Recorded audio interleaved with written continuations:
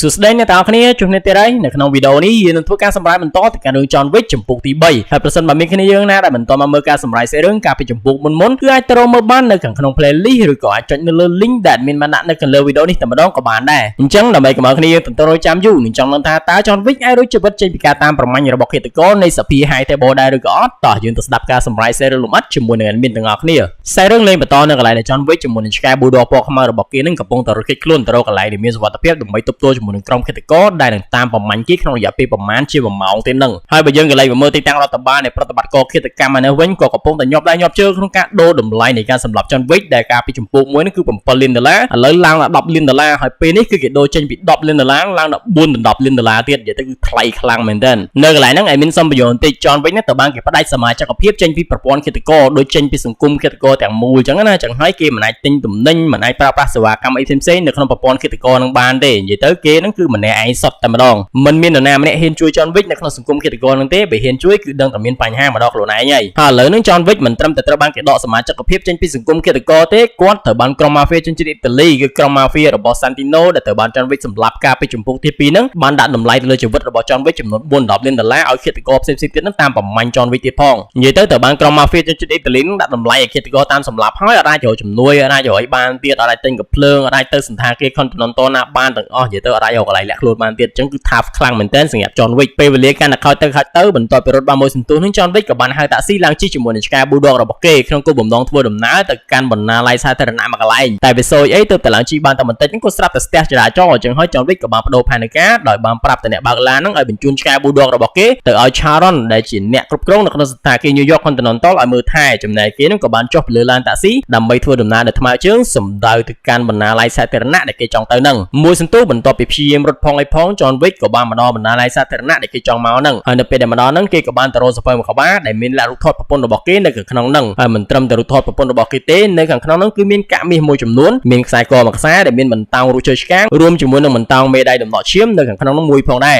John Wick បានប្រមូលសម្ភារៈទាំងអស់ដែលមាននៅខាងក្នុងសភៅហ្នឹងយកមកទុកដើម្បីប្រើប្រាស់ហើយបន្ទាប់មកគេក៏បានថើបរូបថតប្រពន្ធរបស់គេនិងបានរៀបចំបិទសភៅហ្នឹងបំរុងនឹងយកទៅទុកវិញតែភ្លាមៗនោះក៏ស្រាប់តែមានឃាតករម្នាក់ដែលមានវត្តមាននៅក្នុងបណ្ណាល័យនឹងស្រាប់បានធ្វើការវាយប្រហារមកលើ John Wick ទាំងពេលវេលាដែលត្រូវវាយប្រហារហ្នឹងមិនទាន់មកដល់ផងនៅក្នុងឆាកប្រយុទ្ធមួយហ្នឹង John Wick គឺអាចយកឈ្នះទៅលើឃាតករដែលបានធ្វើការវាយប្រហារមកលើគេហ្នឹងបានដោយជោគជ័យប៉ុន្តែវាសំណាងអាក្រក់ហ្នឹងគេគឺត្រូវបានឃាតករម្នាក់ហ្នឹងចាក់ចំកណ្ដាលឆ្អឹងជំនីផ្នែកខាងលើហ្នឹងចំនួន1កាំបិតដែលធ្វើឲ្យគេហ្នឹងមានរបួសយ៉ាងដំណំតែម្ដងនៅក្នុងស្ថានភាពហ្នឹង John Wick ក៏បានប្រញាប់បញ្ញារត់ចេញពីបណ្ណាល័យសាធារណៈហ្នឹងសម្ដៅទៅគូពេទ្យក្នុងសង្គមឃាតករដើម្បីឲ្យជួយដេររបួសឲ្យដោយសារតែឥឡូវហ្នឹងវាមិនទាន់ដល់ម៉ោងក្នុងការផ្ដាច់សេវាកម្មទេហើយបើយើងក៏លេងមកមើល Burberry King ឯនេះវិញបើទោះជាគេមានអំណាចយ៉ាងណាក៏គេមិនចង់ប្រឆាំងជាមួយនឹងច្បាប់របស់សភា High Table ទេអញ្ចឹងហើយគេក៏បានប្រាប់ទៅកាន់កូនចៅរបស់គេទាំងអស់ហ្នឹងថាមិនមាននរណាម្នាក់អាចផ្ដល់សេវាកម្មអ្វីឬក៏ផ្ដល់ជំនួយអ្វីទៅឲ្យ John Wick បានទេត្រឡប់មក John Wick ឯនេះវិញបន្ទាប់ពីរត់បានមួយសន្ទុះក្រោយមកគេក៏បានមកដល់កន្លែងរបស់វិជ្ជបណ្ឌិតនៅក្នុងប្រព័ន្ធឃាតករហ្នឹងហើយនៅពេលដែលមកដល់ហ្នឹងបន្ទាប់ពីឃើញហ្នឹងវិជ្ជបណ្ឌិតគឺមិនចង់បើកទ្វារឲ្យ John Wick ទេដោយសារតែ John Wick ហ្នឹងគឺកំពុងតែត្រូវបានគេផ្ដាច់សមាជិកភាពចេញពីប្រព័ន្ធឃាតករបាត់ទៅហើយប៉ុន្តែដោយសារតែ John Wick បានបញ្ចុះថាគេគឺនៅមានកាមាសដើម្បីទូទាត់ថ្លៃសេវាកម្មឲ្យទៅកាន់វិជ្ជបណ្ឌិតហ្នឹងទី2ពេលវេលាដែលគេត្រូវផ្ដាច់ចេញពីសមាជិកភាពនៃប្រព័ន្ធឃាតករហ្នឹងក៏មិនទាន់មកដល់ដែរគេនៅមានពេលណានឹងទី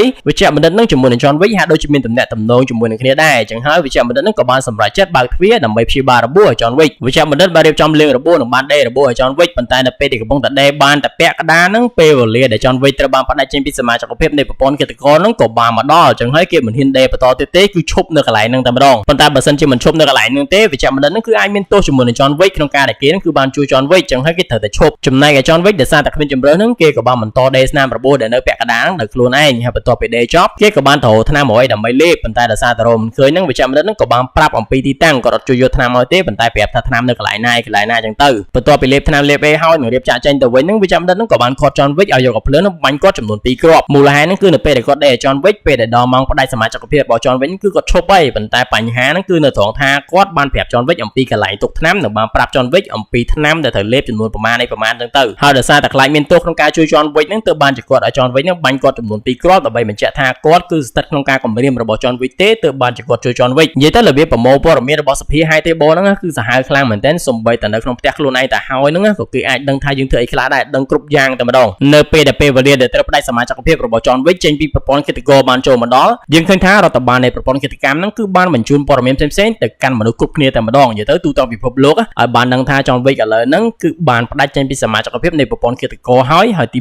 1ទី2 កងធារបស់គេក្នុងការសម្លាប់ហ្នឹងក៏បានចាប់ផ្ដើមដំណើរការដែរនិងទី3សេវាកម្មទាំងអស់ដែលត្រូវផ្ដល់ឲ្យ John Wick នៅក្នុងប្រព័ន្ធឃាតករហ្នឹងគឺត្រូវផ្អាកទាំងអស់មិនអាចជួយ John Wick បានទេកន្លែងមក John Wick របស់យើងវិញបន្ទាប់ពីត្រូវបានគេផ្ដាច់សមាជិកភាពហើយហ្នឹងនឹងបានចាក់ចេញពីកន្លែងរបស់វិជ្ជាបណ្ឌិតហើយយើងឃើញថាឥឡូវហ្នឹងឃាតករផ្សេងៗក៏បានចាប់ផ្ដើមដេញតាមចាត់ការ John Wick ដើម្បីយករង្វាន់14 លានដុល្លារហ្នឹងហើយក្រុមឃាតករដែលកំពុងតែនាំមកគេដំបូងនេះគឺជាក្រុមឃាតករជនជាតិចិន John Wick បានប្រយុទ្ធគ្នាជាមួយនឹងក្រុមឃាតករជនជាតិចិនហ្នឹងដែលបានប្រើកាបិតហ្នឹងគប់គ្នាទៅវិញទៅមកនិយាយទៅគប់ជុងឡើងពេញខ្លួនអស់ហើយចុងក្រោយនេះ John Wick ក៏បានយកឈ្នះទៅលើក្រុមឃាតករជនជាតិចិនហ្នឹងដែលបានសម្លាប់ក្រុមឃាតករទាំងអស់ហ្នឹងស្លាប់គ្មានសល់សូម្បីតែម្នាក់កលេចមកឆ្កែប៊ូដកពណ៌ខ្មៅរបស់ John Wick ឯនេះវិញគឺត្រូវបានតាក់ស៊ីហ្នឹងនាំមកដល់សន្តាគារ New York Continental គឺនាំមកឲ្យ Sharon តែម្ដងហើយ Sharon ប្រកាសណាស់គាត់សប្បាយចិត្តក្នុងការមើលថែទាំឆ្កែប៊ូដកហ្នឹងខ្លាំងមែនទែនដោយសារតែវាចេះទី1ទី2គាត់ក៏ស្រឡាញ់សត្វដូចគ្នាកលេចមក John Wick ឯនេះវិញបន្ទាប់ពីចាត់ការឃាតករជនជាតិចិនហើយហ្នឹងគឺមិនទាន់ចប់រឿងទេគាត់ត្រូវបានឃាតករជនជាតិអ៊ីតាលីចំនួនមួយក្រុមហ្នឹងបានធ្វើការវាយប្រហារដែលបានយកឡានហ្នឹងបើកមកបុកគាត់ឡើងទូសាច់តែម្ដងប៉ុន្តែមិនអីទេ John Wick នៅតែមានកម្លាំងនិងអាចធ្វើការប្រយុទ្ធគ្នាជាមួយនឹងឃាតករជនជាតិអ៊ីតាលីទាំងអស់ហ្នឹងព្រមទាំងបានសម្លាប់ពួកគេគ្មានសល់សូម្បីតែម្នាក់ម្ដងទៀតហើយ John Wick បើទោះជារឿងត្រូវត្រង់ខ្លួនបន្តិចក៏ដោយគាត់មិនបោះបង់ជីវិតគាត់ចោលទេគាត់បានព្យាយាមជិះសេះចាក់ចេញពីកន្លែងហ្នឹងដើម្បីគេចខ្លួនប៉ុន្តែភ្លា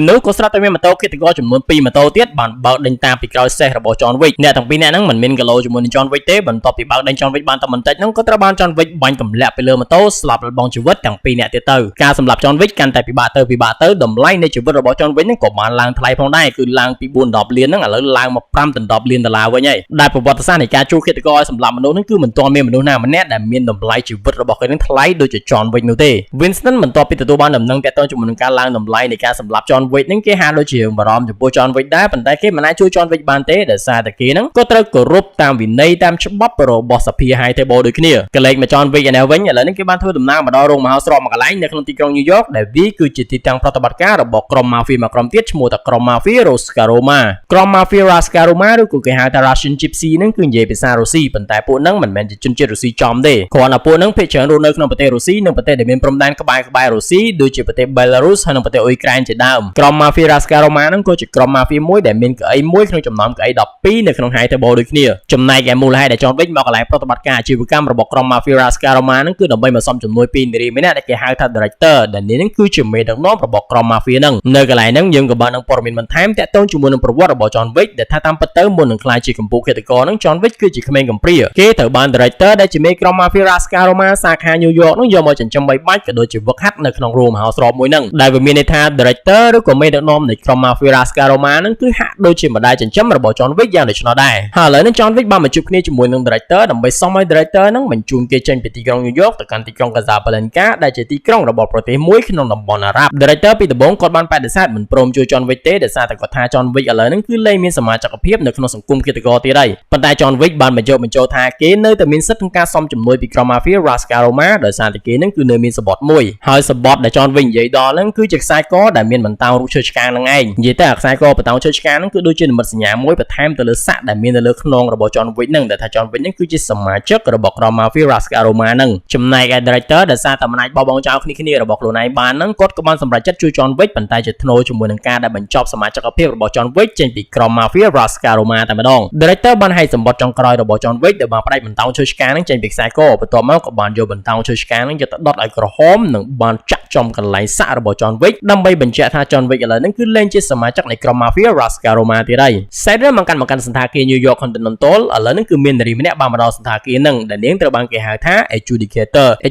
ហ្នឹងគឺដូចជាចៅក្រមតំណាងឲ្យសភា High Table ហើយមូលហេតុដែល Adjudicator របស់សភា High Table មកដល់កន្លែងហ្នឹងគឺដើម្បីតែស៊ើបអង្កេតហើយនឹងកាត់សេចក្តីទាក់ទងជាមួយនឹងរឿងក្តីរបស់ John Wick ហ្នឹងឯង Adjudicator បានមកជួបក៏ដូចជាកាត់សេចក្តីចំពោះ Winston ដែលជាម្ចាស់សន្តាគារ New York Continental មុនគេដែលសារតែ Winston ហ្នឹងគឺបានជួយ John Wick ឲ្យរួចគេចខ្លួនជួយនឹងគឺជួយនៅត្រង់ថា Winston មិនព្រមបាញ់សម្លាប់ John Wick ភ្លាមៗនៅពេលដែល John Wick បានបាញ់សម្លាប់ Santino នៅក្នុងសន្តាគារ New York Continental ហ្នឹងបែរជាបណ្ដាលឲ្យ John Wick អាចចាក់ចេញពីសន្តាគារហ្នឹងដោយសុវត្ថិភាពលើសពីនេះអ្វីត្បិតតែ Winston ហ្នឹងបានដកសមាជិកភាពរបស់ John Wick ចេញពីសង្គមឃាតករពិតប្រាកដមែនប៉ុន្តែ Winston បានទុករយៈពេលចំនួន1ម៉ោងឲ្យ John Wick ដើម្បីត្រៀមខ្លួនដូច្នេះហើយជាលទ្ធផល Adjudicator បានកាត់ក្តីតម្រូវឲ្យ Winston ហ្នឹងត្រូវតែចុះចេញពីតំណែងជាម្ចាស់សន្តាគារ New York Continental ហ្នឹងដោយផ្ទេរតំណែងទៅឲ្យអ្នកផ្សេងក្នុងរយៈពេល7ថ្ងៃបន្ទាប់ពីកាត់ក្តីចំពោះករណីរបស់ Winston ហើយ Adjudicator ក៏បានមកជួបគ្នាជាមួយនឹង Bowery King ហើយគេមកជួបហ្នឹងគឺប្រកាសណាស់ដោយសារតែ Bowery King ហ្នឹងក៏បានជួយ John Wick ដូចគ្នាកាលពីចំពោះទី2 Bowery King បានឲ្យកាភ្លើងម្ដងទៅកាន់ John Wick ដោយដឹងថា John Wick ហ្នឹងនឹងប្រើកាភ្លើងហ្នឹងដើម្បីទៅសម្លាប់ Santino ដែលជាសមាជិកម្នាក់របស់សភា High Table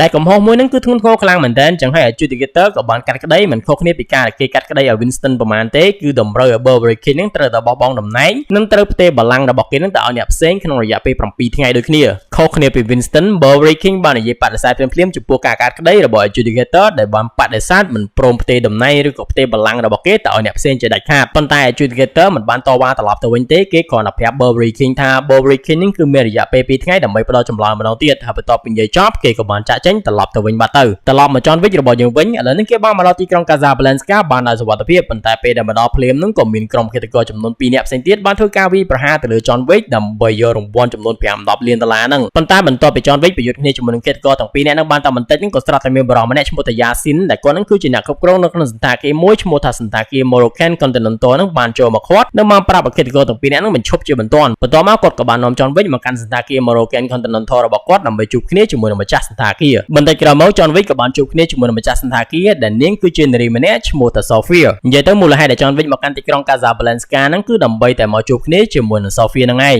Sophia ធ្លាប់ជំពាក់គុណរបស់ John Wick ដែលបានឲ្យបន្តោងមេដាយដំណក់ឈាមមួយទៅកាន់ John Wick ចឹងហើយបានជា John Wick មកជួបគ្នាជាមួយនឹង Sophia ដើម្បីសុំជំនួយពី Sophia វិញពីដំបូង Sophia ហាក់ដូចជាធ្វើមកដឹងមិនចង់ជួយ John Wick ចឹងណាប៉ុន្តែបន្ទាប់ពី John Wick និយាយចំចំណត់និយាយទៅគុណដែល Sophia ជំពាក់ John Wick ហ្នឹងគឺ John Wick ហ្នឹងបានជួយជីវិតកូនស្រីរបស់ Sophia ហ្នឹងអញ្ចឹងហើយចុងក្រោយ Sophia ក៏នៅតែចិត្តមិនដាច់និងបានយកព្រមជួយ John Wick គេក៏បានសួរទៅកាន់ John Wick ថាតើចង់ឲ្យគេជួយដោយរបៀបម៉េចចឹងទៅ John Wick បានប្រាប់ទៅកាន់ Sophia ថាគេចង់ឲ្យ Sophia នឹងជួនគេទៅជួបគ្នាជាមួយនឹងអតីតមេរបស់នាងដែលមានឈ្មោះថា Barada បន្ទាប់ពីព្រមព្រៀងគ្នាហើយ Sophia បានរៀបចំសម្ភារៈដែលចាំបាច់ជាមួយនឹងឆ្កែសម្លាប់ចិត្តទីក្បាលរបស់គេនិងបាននាំ John Wick ទៅជួបគ្នាជាមួយនឹង Barada មួយសន្ទុះបន្ទាប់ពីបានជួបគ្នាជាមួយនឹង Barada John Wick បានសួរទៅកាន់ Barada ឲ្យជួយប្រាប់ផ្លូវតើគេអាចជួបគ្នាជាមួយនឹង Elder នឹងបានដោយរបៀបម៉េចហើយមូលហេតុដែល John Wick ចង់ជួបគ្នាជាមួយនឹង Elder នឹងគឺដោយសារតែ Elder នឹងគឺជាមនុស្សតែម្នាក់គត់ដែលមានសិទ្ធិអំណាចលើសពី High Table បានន័យថាគេចង់ជួប Elder នឹងដើម្បីសុំឲ្យ Elder នឹងធ្វើយ៉ាងណាលើកលែងទោសឲ្យគេអញ្ចឹងណា Barada បានប្រាប់ទៅកាន់ John Wick ថា Elder នឹងមិនមែនជាមនុស្សដែលយើងចង់រកឃើញនោះទេបានន័យថាទល់តែ Elder នឹងចង់មករកយើងចង់ជួបយើងខ្លួនឯងបាទយើងអាចជួបគ្នាជាមួយនឹង Elder បានប៉ុន្តែមានមធ្យោបាយមួយដែលប្រហែលជា John Wick នឹងអាចជួបគ្នាជាមួយនឹង Elder បានគឺតាមរយៈដែល John Wick នឹងដើរនៅលើវាលខ្សាច់បានន័យថាដើរតាមលទ្ធភាពដែលអាចដើរទៅរួចណាដើរតម្រងផ្កាយណាដែលភ្លឺជាងគេដើររហូតទាល់តែជើងរបស់ John Wick នឹងសឹងតែដាច់ចេញពីខ្លួនដើរលែងរួចនៅសល់ដង្ហើមចុងក្រោយនៅតែបន្តដើរទៅមុខទៀតរហូតដល់ចិត្តដាច់ខ្យល់ស្លាប់ប្រហែលជា Elder នឹងអាចនឹងបង្ហាញខ្លួននៅចំពោះមុខរបស់ John Wick បានក្រោយពីទទួលបានព័ត៌មានដែលខ្លួនឯងចង់បានហើយ John Wick ជាមួយនឹង Sophia ក៏បានអរគុណ Barada បន្ទាប់មកពួកគេក៏បានរៀបចំចាក់ចេញពីកន្លែងហ្នឹងវិញប៉ុន្តែភ្លាមៗហ្នឹង Barada ក៏បានខកអ្នកទាំងពីរហ្នឹងដែលបានប្រាប់ថាគាត់ហ្នឹងគឺបានផ្ដល់ព័ត៌មានសំខាន់ឲ្យទៅកាន់ John Wick ដែលជាមិត្តភក្តិរបស់ Sophia ហើយចឹងហើយ Sophia ហ្នឹងគួរតែផ្ដល់រង្វាន់ផ្ដល់កាដូត្រឡប់មកគាត់វិញគាត់បានប្រាប់ទៅកាន់ Sophia ថាគាត់ចង់បានឆ្កែសំណប់ចិត្តរបស់ Sophia មួយហើយបន្ទាប់ពី Sophia មិនព្រមឲ្យហ្នឹង Barada ក៏បានដកកាភ្លើងបាញ់សម្ដៅឆ្កែរបស់ Sophia ប៉ុន្តែសំណាងល្អហ្នឹងគឺបាញ់ចំអាវក្រោះដោយសារតែឆ្កែរបស់ Sophia ហ្នឹងពាក់អាវក្រោះណាអត់ងាប់ទេ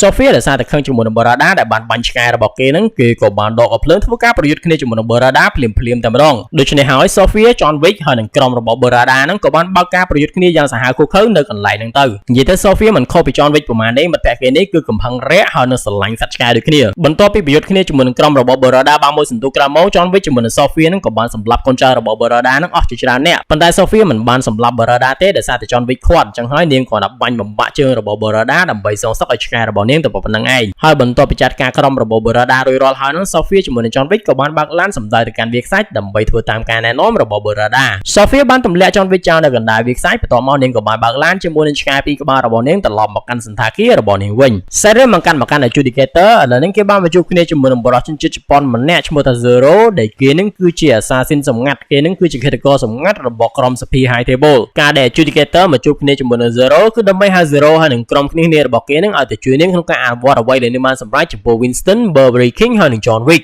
Zero បន្ទាប់ពីបានដឹងថាការងារនឹងគឺជាប់ពាក់ព័ន្ធជាមួយនឹងករណីរបស់ John Wick នឹងគេពិតជាចង់ចូលរួមខ្លាំងមែនតើដោយសារតែគេនឹងគឺចង់ប៉ះគ្នាជាមួយនឹង John Wick យូរណាស់មកហើយដូច្នេះគេក៏បានយល់ព្រមតាមសំណើរបស់ Adjudicator ក្នុងការចូលរួមក្នុងប្រតិបត្តិការមួយនេះបន្ទាប់ពីទទួលបានជំនួយពីក្រុមរបស់ Zero Adjudicator ក៏បានចាប់ផ្ដើមអនុវត្តការដាក់ទណ្ឌកម្មដំបូងរបស់នាងទៅលើ Director ដែលជាមេដឹកនាំនៃក្រុម Mafia Rascaroma ដោយក្រុមរបស់ Zero នឹងគឺបានសម្លាប់អ្នកការពាររបស់ Director នឹងអស់តែម្ដងបន្ទាប់មក Adjudicator ហើយនឹងក្រុមរបស់ Zero នឹងក៏បានចូលមកនិយាយគ្នាជាមួយនឹង Director ដែលបានរៀបរាប់អំពីទុកកំហុសរបស់នាងដែលនាងនឹងគឺបានជួយ John Wick ឲ្យចាក់ចេញពីទីក្រុង New York ទៅកាន់ទីក្រុង Casablanca ជាលទ្ធផលចំពោះទណ្ឌកម្មរបស់នាង Adjudicator បានឲ្យ Director នឹងដាក់ដៃផ្ដុំចូលគ្នាបន្ទាប់មក Zero នឹងក៏បានយកកាបិតចាក់ទម្លុះដៃរបស់នាងដែល Adjudicator នឹងហៅថាគឺជាការដាក់ទណ្ឌកម្មទៅលើដៃដែលបានជួយ John Wick បន្ថែមពីលើទោសមួយនេះ Director ត្រូវបានក្រុមរបស់សភា High Table នឹងបង្ខំឲ្យចុះចេញពីតំណែងជាមេដឹកនាំនៃក្រុម Mafia Rascaroma ប្រចាំនៅទីក្រុង New York នេះទៀតផងបន្ទាប់ពីបានដាក់ទណ្ឌកម្មទៅលើ Director ហើយអ្នកទី2ដែលត្រូវទទួលទណ្ឌកម្មបន្ទាប់នឹងគឺជា Burberry King ដែលសារតែ Burberry King នឹងក៏មានកំហុសក្នុងការជួយ John Wick ដូចគ្ន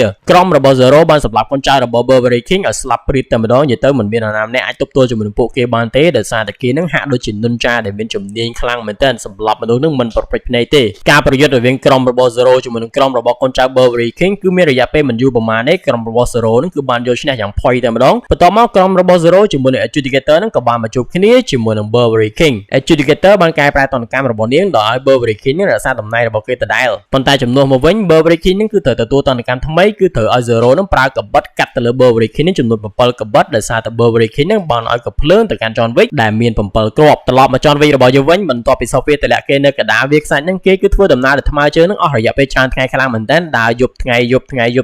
ងៃរហូតទាល់តែគេនឹងអស់កម្លាំងខ្លាំងមែនទែនគឺដល់ដង្ហើមចុងក្រោយហើយគេក៏បានសន្លប់នៅកណ្ដាលវាខ្សាច់នឹងទៅបន្ទាប់ពី John Wick សន្លប់បានមួយសន្ទុះក្រោយមកក៏មានបរិសម្នាក់ហ្នឹងបានដឹកអូតកាត់កន្លែងដែល John Wick សន្លប់ហ្នឹងអញ្ចឹងហើយគេក៏បានលើក John Wick ដាក់នៅលើខ្នងអូតនិងបានដឹកគេទៅកន្លែងស្នាក់នៅរបស់ Elder មួយសន្ទុះក្រោយមក John Wick ក៏បានដឹងខ្លួនមកវិញហើយគេក៏បានដឹងថាឥឡូវនេះគេកំពុងតែនៅក្នុងជំរំរបស់ Elder ហើយ Elder ហ្នឹងក៏កំពុងតែមានវត្តមាននិយាយជាមួយនឹងគេផងដែរ Elder បានដឹងព័ត៌មានតាក់ទងជាមួយនឹងរឿងរ៉ាវរបស់ John Wick ហ្នឹងខ្ទេចខ្ទីអស់តែម្ដងនិយាយទៅរបៀបនៃការបញ្ជូនព័ត៌មានរបស់គេហ្នឹងគឺលម្អិតហើយនឹងលឿនខ្លាំងមែនទែនបន្ទាប់ពីនិយាយគ្នាបានបន្តិចហ្នឹង Elder ក៏បានសួរសំណួរសំខាន់មួយទៅកាន់ John Wick ជាសំណួរដែលធ្វើឲ្យ Elder សម្រេចចិត្តចង់ជួបគ្នាជាមួយនឹង John Wick នឹងឯងដោយសារតែ Elder ក៏ឆ្ងល់តើហេតុអ្វីបានជា John Wick នឹងចង់រស់មិននិយាយទៅគាត់ប្រយុទ្ធគ្រប់បែបគ្រប់យ៉ាងរក្សាដង្ហើមចុងក្រោយធ្វើម៉េចឲ្យតែគាត់អាចរស់បានអញ្ចឹងណា John Wick បានប្រាប់ទៅកាន់ Elder ថាមូលហេតុដែលគាត់ចង់រស់គឺគាត់ចង់រស់ដើម្បីចងចាំអនុស្សាវរីយ៍របស់គាត់ជាមួយនឹងប្រពន្ធរបស់គាត់ដែលបានស្លាប់ឲ្យបងជីវិតទៅនឹងដោយសារតែការចងចាំអនុស្សាវរីយ៍ហើយនឹងក្តីស្រឡាញ់របស់គាត់ចំពោះប្រពន្ធរបស់គាត់ដែលបានស្លាប់ហ្នឹងគឺធំធេងខ្លាំងមែនទែនអញ្ចឹងហើយគាត់មិនចង់ឲ្យវារលាយបាត់ឆាប់ទៅតាមការស្លាប់របស់គាត់ឡើយបន្ទាប់ពីស្ដាប់ហេតុផលរបស់ John Wick ហើយ Elder ក៏បានយល់ព្រមតាមសំណើរបស់ John Wick គឺទុកឲ្យ John Wick នឹងរស់ព្រមទាំងយល់ព្រមបញ្ចូលឈ្មោះរបស់ John Wick ជាសមាជិកនៃសង្គមឃាតករឡើងវិញទៀតផងប៉ុន្តែជាថ្នូរ John Wick ត្រូវតែរស់នៅជាទេសករបំរើឲ្យសាភី High Table អស់ពេញមួយជីវិតរបស់គេបន្ថែមពីលើនេះ John Wick ត្រូវតែកាត់ម្រាមដៃនាងរបស់គេនិងប្រកួតចិញ្ចៀនរៀបការរបស់គេនឹងមកឲ្យ Elder ព្រមទាំងត្រូវសម្លាប់ Winston ដែលជាម្ចាស់សន្តាគារ New York Continental និងត្រូវជាមិត្តភក្តិរបស់គេនឹងចោលដើម្បីបង្ហាញអំពីភាពស្មោះត្រង់និងការដឹងកំហុសរបស់គេ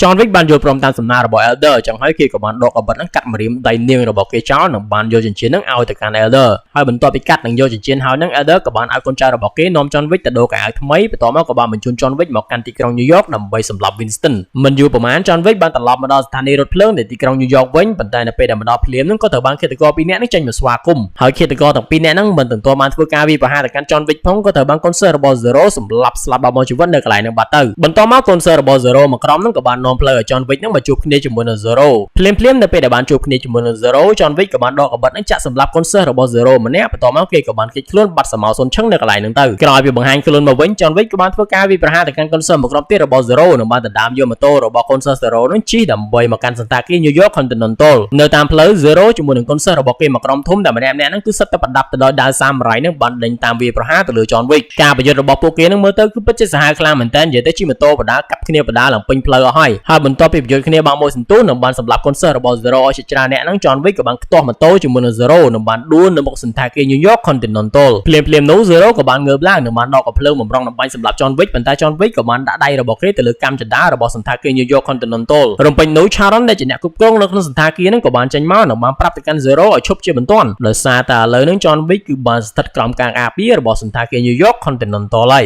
Sharon បាននាំ John Wick ចូលមកអង្គុយចាំជួបគ្នាជាមួយនឹង Winston នៅក្នុងសន្តាគារហើយ Zero ហ្នឹងក៏បានចូលមកជាមួយដែរក្នុងពេលដែលកំពុងតែអង្គុយរង់ចាំហ្នឹង Zero បានព្យាយាមចូលមកអង្គុយក្បែរ John Wick ហើយដោយសារតែមានអារម្មណ៍ថាមិនសូវជាសំណុកក្នុងខ្លួនហ្នឹង John Wick ក៏បានងើបមកអង្គុយនៅក្នុងសាឡុងផ្សេងរំពេញនោះ Zero ក៏ស្រាប់តែបានសារភាពប្រាប់ទៅកាន់ John Wick ថាគេនឹងគឺជា fan របស់ John Wick និយាយទៅគេគ្រប់គ្រង John Wick នឹងយូរណាស់មកហើយព្រមទាំងចង់ជួបគ្នាជាមួយនឹង John Wick នឹងទៀតផងហើយគ្រប់គ្រងហ្នឹងមិនមែនគ្រប់គ្រងអីទេគឺគេគ្រប់គ្រង John Wick ដែលជាកម្ពុជាឃាតករអញ្ចឹងណា Zero បានបន្តប្រាប់ទៅកាន់ John Wick ថាគេជាមួយនឹង John Wick នឹងគឺដូចគ្នាគឺជា Mastery of Death បានន័យថាពួកគេនឹងគឺសុទ្ធតែជាកម្ពុជាឃាតករដែលមានជំនាញខាងសម្លាប់មនុស្សតែម្ដង John Wick បានបដិសេធចំពោះការលើកឡើងរបស់ Zero ដែលថាគេជាមួយ Zero នឹងគឺមិនដូចគ្នាទេហើយបន្ទាប់ពីនិយាយបានបន្តិចហ្នឹង Sharon ក៏បានចូលមកកាត់និងបានហៅ John Wick ទៅជួបគ្នាជាមួយនឹង Winston ក្រោយពីបានជួបគ្នាជាមួយនឹង Winston យើងក៏បានដឹងថាតាមពិតទៅ Winston គឺបានដឹងថា John Wick នឹងគឺត្រូវបាន Elder បញ្ជូនឲ្យមកសម្លាប់គេហើយអញ្ចឹងហើយ Winston ក៏បាននិយាយប្រាប់អំពីមូលហេតុដែលគេនឹងត្រូវបានក្រុមរបស់សភា High Table បំរុងដកចេញពីតំណែងក៏ដូចជាចង់សម្លាប់យ៉ាងដូចនេះគឺដោយសារតែគេនឹងបានជួយ John Wick គេបានទុកពេលឲ្យ John Wick 1ម៉ោងដើម្បីត្រៀមខ្លួនបន្ទាប់មក Winston ក៏បានដកកាភ្លើងបដាមហុចទៅឲ្យ John Wick និងបានប្រាប់ទៅកាន់ John Wick ថាឲ្យប្រើកាភ្លើងបដាមនឹងបាញ់សម្លាប់គេចោលទៅដោយសារតែគេសុកចិត្តជ្រើស្លាប់ក្រោមដៃរបស់មិត្តភក្តិប្រសើរជាងស្លាប់ក្រោមដៃរបស់សត្រូវ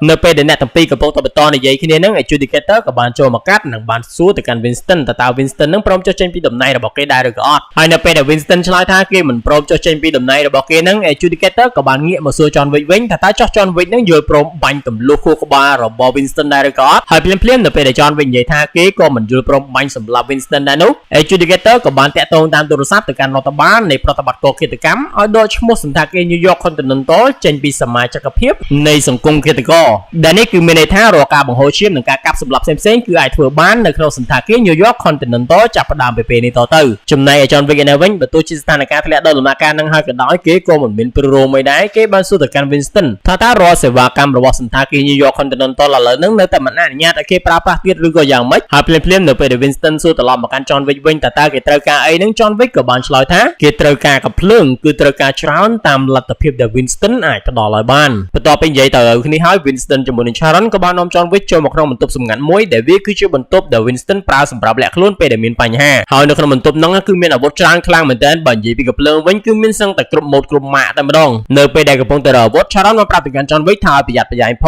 ងដោយសារតែក្នុងកំឡុងពេលដែល John Wick ទៅតាមរក Elder ហ្នឹងគឺមានការអភិវឌ្ឍមួយចំនួនទៅលើអាវក្រោះដែលនេះគឺមានន័យថាអាវក្រោះរបស់កងកម្លាំងនៃសភាហៃតបដែលបានបញ្ជូនមកនោះគឺកាភ្លើងធម្មតាបាញ់មិនធ្លុះទេចឹងហើយត្រូវតែប្រយ័ត្នប្រយែងក្នុងការរកកាភ្លើងមួយសន្ទុះបន្ទាប់ពីរកកាភ្លើងរកអីហើយនឹង John Wick Sharon ហើយនឹងក្រុមគ្នារបស់ Sharon នឹងក៏បានចេញទៅប្រយុទ្ធគ្នាជាមួយនឹងក្រុមកងកម្លាំងរបស់សភាហៃតបចំណែក Winston គឺនៅអង្គុយផឹកស្រាក្រហមរងចាំនៅក្នុងបន្ទប់សុវត្ថិភាពឬក៏បន្ទប់សម្ងាត់របស់គេនឹងតែម្នាក់ឯងនៅក្នុងការប្រយុទ្ធមួយនឹងកូនចៅរបស់ Sharon ត្រូវបានកងកម្លាំងនៃសភាហៃតបនឹងបាញ់សម្លាប់ស្លាប់ទីអស់តែម្ដងដោយសារតែកូនចៅរបស់ Sharon នឹងបាញ់ចំកងកម្លាំងនឹងដែរប៉ុន្តែបាញ់មិនធ្លុះព្រោះតែពួកគេនឹងគឺមានអាវក្រោះប៉ុន្តែ John Wick ជាមួយនឹង Sharon បើទោះជាអញ្ចឹងក៏ដោយពួកគេនៅតែមានលទ្ធភាពក្នុងការបាញ់សម្លាប់កងកម្លាំងនៃសភាហៃតបនឹងឲ្យស្លាប់អស់មួយចំនួនដែរគឺគេប្រើកាភ្លើងនឹងបាញ់គៀកតែម្ដងនិយាយទៅសូកចូលទៅក្នុងមួកការពារបន្ទាប់ពីប្រយុទ្ធគ្នាបានមួយសន្ទុះលទ្ធផលដែល John Wick ជាមួយនឹង Sharon បានសម្លាប់កងកម្លាំងនៃសភាហៃតបនឹងគឺមានតិចអញ្ចឹងហើយ John Wick ជាមួយនឹង Sharon ក៏បានដកថយត្រឡប់ចូលមកក្នុងបន្ទប់របស់ Winston ដើម្បីមកដូរកាភ្លើងពួកគេបានបដូរយកប្រភេទកាភ្លើងធន់ធ្ងន់ជាងមុនដើម្បីបាញ់ទម្លុះអាវក្រោះរបស់ពួកនឹងព្រោះតែកាភ្លើងមុននឹងបាញ់ស្លាប់ដែរប៉ុន្តែត្រូវការបាញ់ច្រើនគ្រាប់អញ្ចឹងណាតែមកស្លាប់អញ្ចឹងហើយពួកគេត្រូវការដូរយកកាភ្លើងណាដែលដាក់មកគ្រាប់ទៅស្លាប់តែម្ដងបន្ទាប់ពីដូរកាភ្លើងដូរអីហើយ John Wick ជាមួយនឹង Sharon ក៏បានបន្តចេញទៅប្រយុទ្ធគ្នាជាមួយនឹងកងកម្លាំងនៃសភាហៃតបនឹងបន្តទៀតហើយនៅតង់ទី2នេះយើងឃើញថា John Wick ជាមួយនឹង Sharon គឺចាប់ផ្ដើមមានព្រៀបខ្លាំងទៅហើយដោយសារតែពួកគេមានជំនាញបាញ់មិនសូវខុសផងហើយឥឡូវហ្នឹងកាភ្លើងហ្នឹងគឺបាញ់ចំមកគ្រាប់ស្លាប់តែម្ដងអញ្ចឹងហើយវាពិតជាងាយស្រួលសម្រាប់ពួកគេក្នុងការកំទេចកងកម្លាំងនៃសភាហៃតបនឹងខ្លាំងមែនទែនមួយសន្ទុះបន្ទាប់ពី John Wick ជាមួយនឹង Sharon បានបាញ់សម្លាប់កងកម្លាំងនៃសភាហៃតបស្លាប់អស់ហើយហ្នឹង Adjudicator ក៏បានតាក់ទងទូរស័ព្ទមកកាន់ Winston ដើម្បីនិយាយជាមួយនឹង Winston បញ្ចុះឲ្យ Winston ចុះចាញ់អីចឹងណាប៉ុន្តែ Winston មិនបានឆ្លើយតបឬក៏ស្ដាប់ការរៀបរាប់របស់ Adjudicator ច្រើនទេគាត់គឺបានដាក់ទូរស័ព្ទចុះទាំង Adjudicator ហ្នឹងមិនទាន់និយាយចប់ផងកលែងមក John Wick ឯនេះវិញយើងឃើញថាការប្រយុទ្ធរបស់ John Wick គឺមិនទាន់ចប់ទេបើទោះជាគេនឹងបានកំទេចកងកម្លាំងនៃសភាហៃតបអស់ហើយក៏ដោយប៉ុន្តែគឺនៅក្រុមរបស់ Zero មួយទៀត John Wick បានប្រយុទ្ធគ្នាជាមួយនឹងកូនសិស្សរបស់ Zero យើងឃើញថា John Wick ពីដំបូងនឹងហាក់ដូចជារៀងរកម្មរកោសដែរនិយាយទៅក៏ដូចជាវេទនារបស់កូនសិស្ស Zero ដែរកូនសិស្សរបស់ Zero នឹងគឺវាយ John Wick រៀងទក់សាច់មកសន្ទុះហើយឲ្យវាយ John Wick ទក់សាច់នឹងមិនខ្ញុំទេងុំបាននិយាយឌឺដងទៅកាន់ John Wick ថា John Wick នឹងចូលនិវត្តន៍5ឆ្នាំដូចជាខ្សោយជាងមុនថមថយកម្លាំងជាងមុនអីទៀតតែភ្លាមបន្ទាប់ពីនិយាយឌឺដងមិនទាន់ទាំងបានស្ងួតទឹកមាត់សួរផងនឹង John Wick ក៏បានចាត់ការកូនចៅរបស់ Zero នឹងឲ្យរៀបដូចជាកតើអញ្ចឹងបន្ទាប់ពីចាត់ការកូនសិស្សរបស់ Zero អស់ហើយអ្នកចុងក្រោយដែលនៅសេសសល់នឹងគឺជា Zero តែម្ដង John Wick បានប្រយុទ្ធគ្នាជាមួយនឹង Zero អស់រយៈពេលមួយសន្ទុះធំដែរនិយាយទៅយ៉ាងយូរគួរសមដែរដែលការប្រយុទ្ធគ្នារបស់អ្នកទាំងពីរនឹងបើសិនជាអ្នកនរគ្នាបានតែមើលរឿងពេញគឺល្អមើលខ្លាំងមែនទែននិយាយទៅគឺប្រយុទ្ធគ្នាលក្ខណៈថាវាយមើលទៅដូចមែនទែនអញ្ចឹង